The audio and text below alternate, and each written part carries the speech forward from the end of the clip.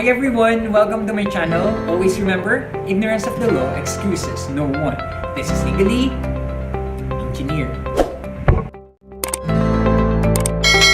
Hello, good day to all the students and the viewers of my YouTube channel, Legally Engineer. Again, I'm Attorney Engineer Benric A. Maralit, and this time I'll be discussing about interpretation of contracts, starting with Article 1370 of the Civil Code. So let's dive in right away to our first article. Article 1370 provides that if the terms of a contract are clear and leave no doubt upon the intention of the contracting parties, the literal meaning of its stipulation shall control.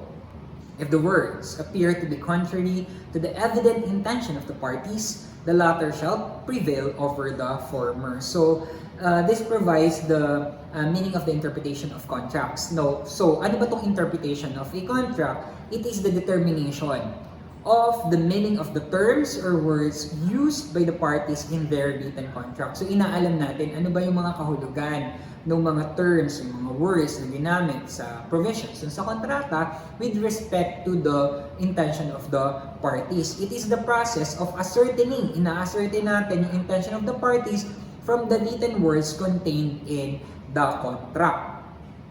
So, we know one of the rules, and this is very important, the first rule is that literal meaning controls when language is clear.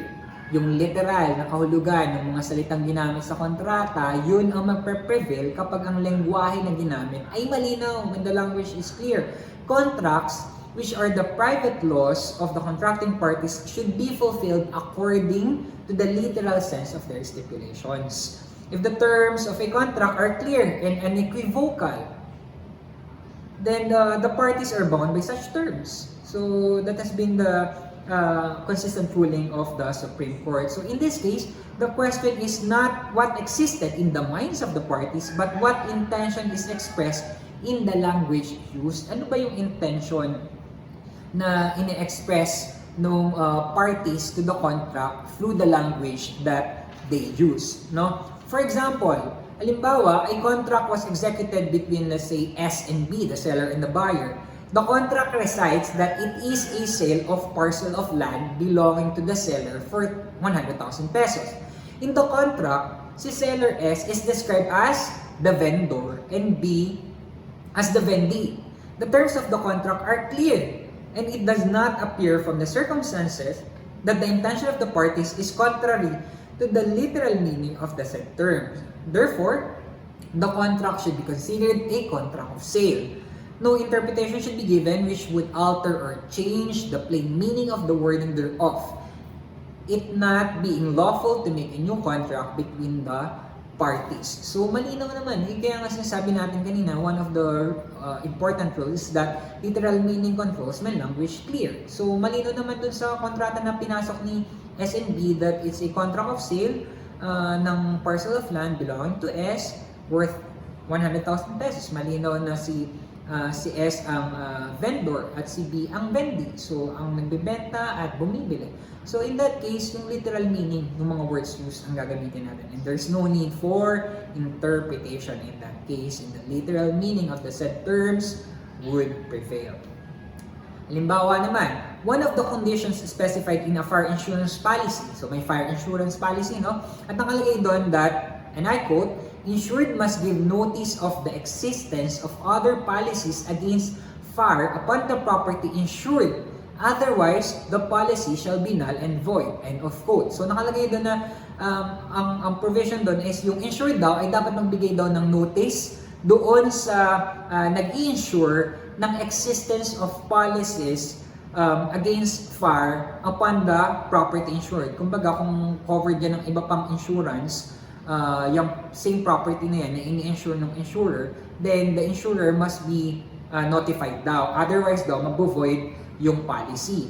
So, in this case, the insured violated this condition and the property was destroyed by fire. So, in this case, for example, if the insured violated this condition and the property was destroyed by fire, halimbawa, alam naman niya covered dyan din ng isa pang insurer at hindi niya dinivulge or pinaalam dun sa insurer at subsequently na-destroy ng fire yung property, in that case, the insured cannot recover. Even though the insurance is onerous, no? The contract is onerous, by the fact that it is clearly provided that kung covered yan ng iba pang insurance, ay dapat ipaalam dun sa insurer involved, at kung hindi mo gagawin ay mabu-void ab initio daw yung policy na yan, it will be null and void, then it will be binding as against the insured who did not disclose the presence of another insurance with another insurer. So in this case, the reason is that the terms are clear and unambiguous, and they must be taken in their plain and ordinary sense. Obligations arising from contracts have the force of law between the contracting parties according to Article 1159. So clear naman and in its literal sense, no, malinaw na kung may iba pang insurer over the same property, you have to notify the same insurer, otherwise again mananal and void dyan. Okay, so in that case hindi makaka-recover si insured who did not disclose the presence of another policy covering the same property. Next, evident intention of parties prevails over terms of contract. So ito naman, so kung mapapatunayan naman and it's really evident, no, na ang intention ng parties ay totally different from what is provided in the terms of the contract, then magpe-prevail yung evident intention of the parties over the terms of contract, where the words and clauses of a written contract are in conflict with the manifest intention of the parties, then the latter shall prevail over the former. It is a cardinal rule in the interpretation of contracts that the intention of the contracting parties should always prevail because their will has the force of law between them. In the case of Borromeo versus Court of Appeals. Halimbawa, si seller, nagbenta siya kay buyer ng parcel of agricultural land. It is not disputed that the reasonable value of the land is 50,000 pesos. However, the contract of sale states that the purchase price is 500,000 pesos. For some reason, 500,000 pesos ang nailagay sa written contract of sale. Pero hindi naman disputed na ang reasonable value ng lupa ay only 50,000 pesos. So in this case, the amount of 500,000 pesos appears to be contrary to the evident intention of the parties. And in this case, the evident intention of the parties shall prevail. Okay? For example, si R entered into a contract called contract of lease with E, whereby R leased his car to E. So, pinarentahan ni R yung kotse niya kay E. It is stipulated that E shall pay 100,000 pesos upon the signing of the contract and 5,000 pesos by way of rental on or before the 5th day of every month. And that at the end of 1 year, E would become the absolute owner of the car. The contract fixed the value of the car to be 160,000 pesos. So in this case, there can hardly be any question that the contract is not a lease, no, of the car, but a sale on installments. Kasi nga naman, denominated as contract of lease. Pero makikita mo doon, may down payment na 100,000 pesos, tapos may quote-unquote rental down na 5,000 pesos on or before the 5th day of every month.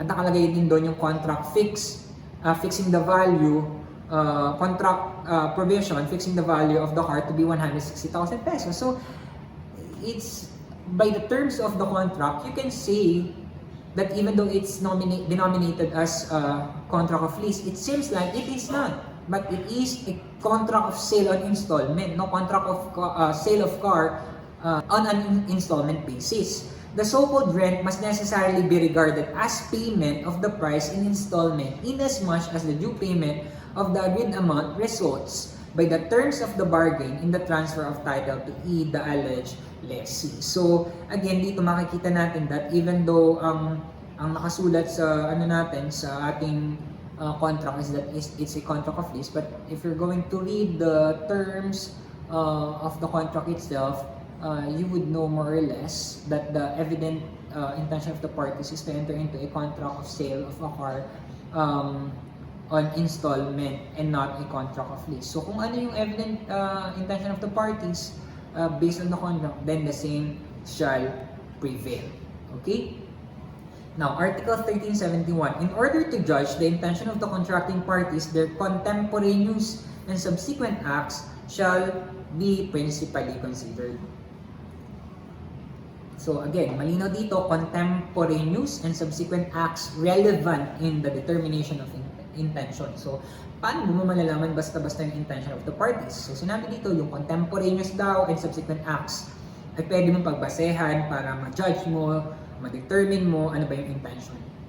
Where the parties to a contract have placed an interpretation to the terms thereof by their contemporaneous and or subsequent conduct as by acts in partial performance, such interpretation may be considered by the court in determining its meaning and ascertaining the intention of the parties, when such intention cannot clearly be ascertained from the words used in their contract. So kapag, again, pag hindi mo ma-determine yung intention clearly from the contract itself, then pwede daw na gamitin mo yung contemporaneous and subsequent conduct such as partial performance of the party to determine his intention.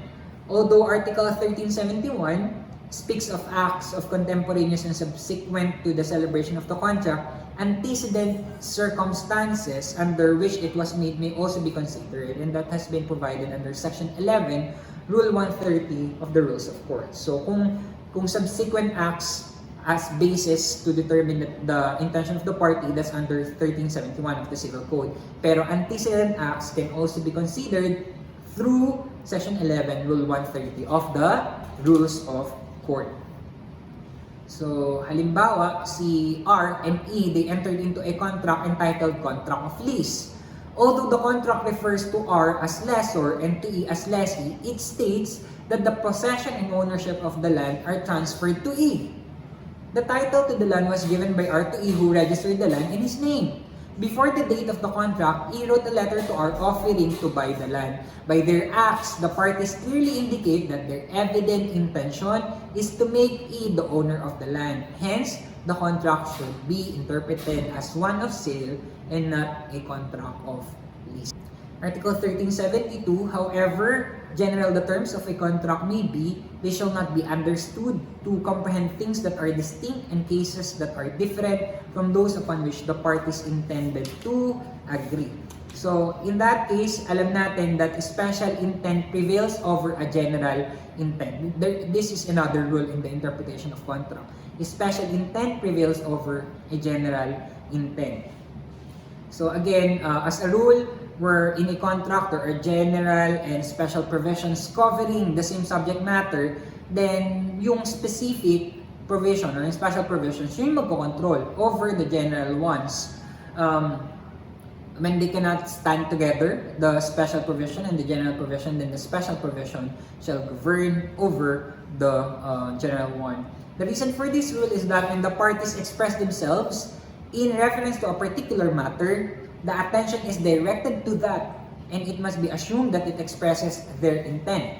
Whereas a reference for some general matter within which the particular matter may be included does not necessarily indicate that the parties had the particular matter in mind. So for example, si seller S sold his house and quote-unquote including all the furniture therein, then the term all should not be understood to include the refrigerator of the seller, which is distinct and different from the furniture. Kasi ang nakalagay niya, all the furniture therein. So, i-distinguish mo yun dun sa ibang nakalagay dun sa bahay. Kasi yung all nga dun does not include, for example, a refrigerator, because yung all only pertains to furniture. So you don't have to include the refrigerator inside or a washing machine inside that house. It would not include them because it's only the furniture, all the furnitures in that house. Neither should it be interpreted to include chairs borrowed by S from C for the reason that they do not belong to S. Halimbawa, binenta nga included all furnitures therein, kung yung chair nga na nandun, hiram lang sa kapitbahay, then the buyer cannot say that the same chair is included by virtue of the contract kasi malinaw na it would not have been the intention of the seller to include a chair which is not properly belong to him. Okay? Now, Article 1373, if some stipulation of any contract should admit of several meanings, it shall be understood as bearing that import which is most adequate to render it effectual. Ayan naman, interpretation of stipulation with several meanings. Paano na kapag may several meanings yung stipulation? When the agreement is susceptible of several meanings, one of which would render it effectual, it should be given that interpretation. So kung several meanings ang pwedeng ma-interpret sa stipulation, kung alin yung mas magbibigay ng effect, no, would make it effectual, then yun dapat ang bigyan ng teeth, or yun dapat yung ma-enforce yung interpretation that would make the provision effectual. Thus, if one interpretation makes a contract valid and other makes it illegal, then the former interpretation which is making it valid, which is warranted by the rule stated under Article 1373. Halimbawa, si seller S sold, quote-unquote, his parcel of land to be the buyer. Now, the seller S has two lands, one owned by him absolutely and another land of which he is a co-owner with C. C did not give his consent to the sale. So in that case, the sale should refer to the land owned by him alone, as this would make the contract effectual. So kung alin yung mag-effectuate, magbibigay ng effect dun sa contract, yun yung interpretation na dapat sundin at gawin. Article 1374, the various stipulations of a contract shall be interpreted together, attributing to the doubtful ones that sense which may result from all them taken jointly. So, interpretation of various stipulations of a contract must be interpreted as a whole. Okay? Sa kabuuan mo siya i-interpret. And the intention of the parties is to be gathered from the entire instrument and not from particular words, phrases, or clauses. So, all provisions should, if possible, be so interpreted as to harmonize with each other. So, harmonizing lahat ng provisions dun sa contract as much as possible. Halimbawa, si R leased his house to E. In the contract, it was stated that E should not sublease the house without the written consent of R. Another stipulation therein contains stated that E should pay 1,000 pesos as additional rent a month should he violate this condition. E subleased the house without the consent of R. So what's gonna happen now? Has R the right to eject E? The answer is no. In the light of the clause stating the penalty for the violation of the condition. So in that case, i-harmonize mo. Hindi pwedeng because may violation dun sa contract of lease, pwede mo na siyang i-eject kasi naglagay siya ng provision na in the case of violation, may penalty na 1,000 pesos. So kung may violation, nag-sublease si E, in that case, then E should not be ejected. E should just pay the penalty of 1,000 pesos. Again, i-harmonize mo yung provisions of the contract with one another and give effect to all of the provisions as much as possible. Okay? Because that is the better interpretation. Article 1375, words which may have different significations shall be understood in that which is most in keeping with the nature and object of the contract. So interpretation of words with different significations. If a word is susceptible of two or more meanings, then it is to be understood in that sense which is most in keeping with the nature and object of the contract, in line again with the cardinal rule that the intention of the parties must prevail. Under Article 1370, example, si R nag-lease to E a roof for the purpose of erecting an advertising sign. So, halimbawa, yung bahay niya, pinalis niya kay E para makapag-erect dun sa may bubong niya ng advertising sign. Then the contract provides for the termination of the lease by E if a building should be constructed on the adjoining property of such height as to obscure the view of his sign. So, may provision doon na in case may magtayo ng bahay sa katabi nung bahay ni R, then may provision doon na sabi doon ay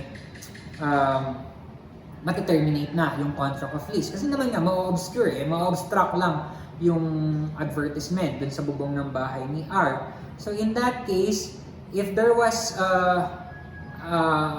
erected on the roof of an adjoining building a sign which obstructed the view of his sign, in this case, the term building, as the term is used in the contract, may be interpreted to include the obstructing sign, having in mind the nature and the object of the contract. So, Subsequently, ang nangyari kasi is dun sa adjoining building, ang tinayo ay hindi another building that obstructed the view, but another advertising sign.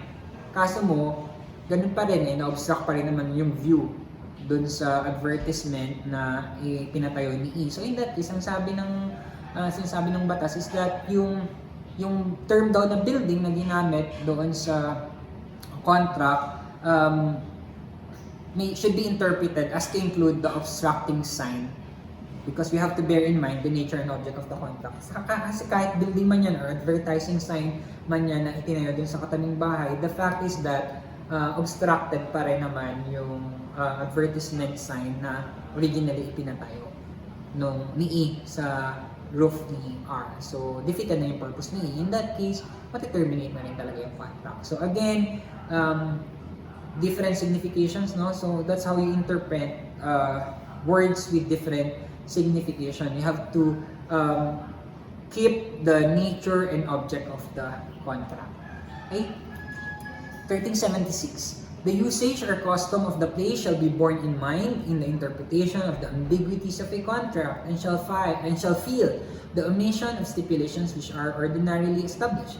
So there can be a resort to usage or custom as aid in interpretation. The usage or custom of the place where the contract was entered into may be received to explain what is doubtful or ambiguous in a contract on the theory that the parties entered into their contract with reference to such usage or custom.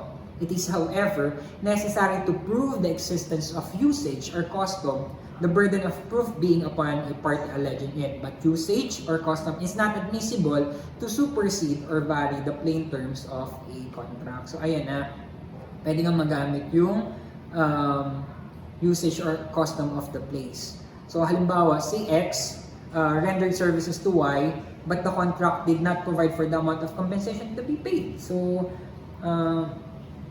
halimbawa ay naggamas or nagtabas sa front yard ng bahay ni Y si X, pero hindi na nila napag-usapan kung magkano ang ibabayad for a day's wage, for example. So in this case, the amount must be determined by the rate customarily paid in the place where the services were rendered in the case of Arroyo versus Azur. So check mo kung magkano ang, for example, minimum wage, kung magkano ang binabayad dun sa lugar na yun sa pagtatabas for a day, and that should be interpreted as the intention of the parties in entering into that contract. And yun yung ibabayad kay Y ni X in that case. Okay? Now, 1377, the interpretation of obscure words or stipulations in a contract shall not favor the party who caused the obscurity. So, may mga obscure words daw or stipulation in a contract, hindi mo daw pwedeng gamitin or ma-interpret yun in favor of the person who caused the obscurity. So, in short, how do we interpret obscure words? A written agreement should, in case of doubt, be interpreted against the party who has drawn it, or be given an interpretation which will be favorable to the other, who upon the faith of which has incurred an obligation. So, the reason for this rule is that the party who drafts the contract, for example in an insurance contract, more easily than the other could have prevented mistakes or ambiguity in meaning by careful choice of words. So, kung sino yung nag-draft niyan, kung sino yung gumawa niyan, he has meron siyang pagkakataon sana to correct the possible obscurity, ma-prevent yung mistake or ambiguity. So kung nagkaroon dyan ng obscurity or mistake, the same should not be interpreted in favor, as much as possible, in favor of the party who caused the obscurity, kasi there might have been ulterior motives. So that's the general rule. This rule is generally applied to what are called contracts of adhesion, no? That is to say, contracts, most of the terms of which do not result from mutual negotiation between the parties, as they are usually prescribed in printed forms prepared by the one party to which the other may adhere if he chooses, but which he cannot change. So aside from insurance contracts, the rule also applies to bill of ladings of goods, plain tickets, and contracts between lawyer and client, and to all other contracts where their provisions have been drafted only by one party. So contract of adhesion, ito yung mga contracts na only one party usually gumagawa in printed form na nung provisions in the contract, nag-a-adhere na lang yung other party.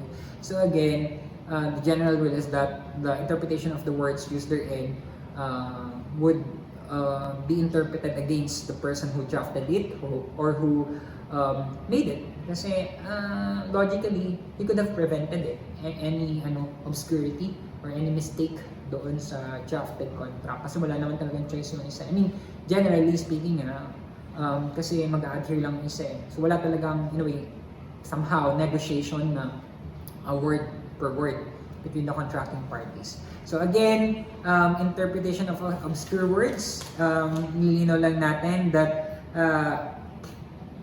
it shall not favor the party who caused the obscurity. Okay? Now, I don't have to read Article 1378. If you read it, it has something to do with the rules in case doubts are impossible to settle. So, what would be the rule kapag may doubts na impossible to settle? When despite the application of the preceding rules under Article 1370 to 1377, certain doubts still exist, such doubts shall be resolved in accordance with the supplementary rules stated in the present article. Ito na yun. Gratuitous contract, for example, if the doubts refer to incidental circumstances of a gratuitous contract, such interpretation should be made which would result in the less transmission of rights and interests. So kapag gratuitous yung contract, no, not onerous, so ang interpretation is dun sa less transmission daw ng rights and interests. Halimbawa, si R gave his car to E. It is not clear whether the contract is a donation or accommodatum.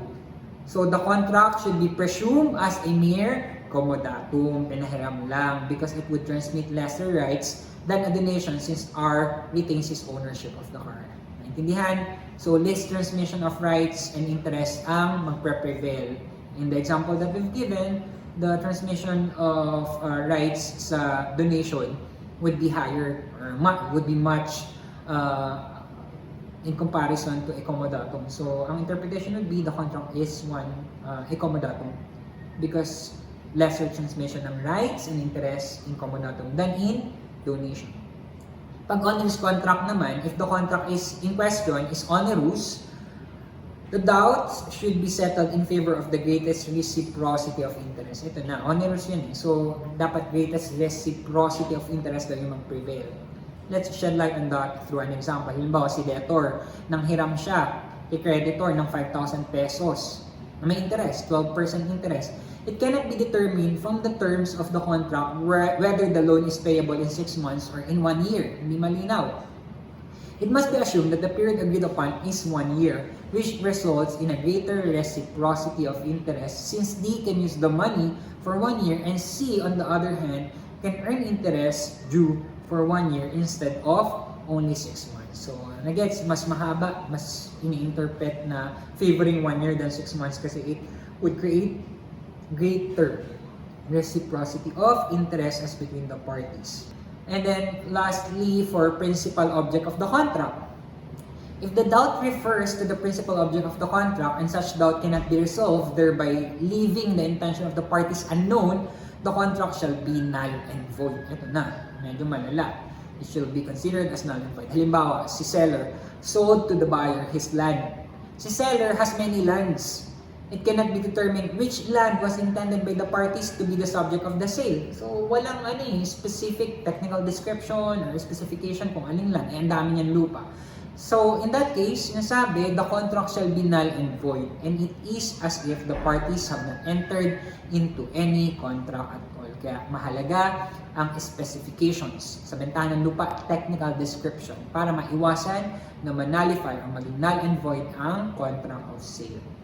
Lastly, under interpretation of the contracts, Article 1379, it says here, the principles of interpretation stated in Rule 123 of the Rules of Court shall likewise be observed in the construction of contracts. So, ito na yung principles of interpretation in the Rules of Court which is made applicable. The rules in the Rules of Court and the interpretation of documents are now contained in Rule 130, Sections 8 to 17 thereof. So, it shall be likewise observed in the construction of contracts. Okay.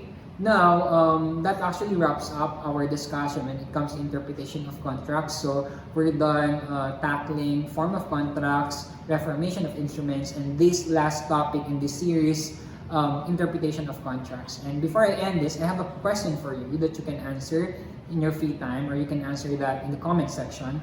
For example, seller S sold to buyer B his condominium unit with the provision, quote-unquote, including all its contents. So, naka-provide dun sa contract, quote-unquote, including all the contents of the condominium unit.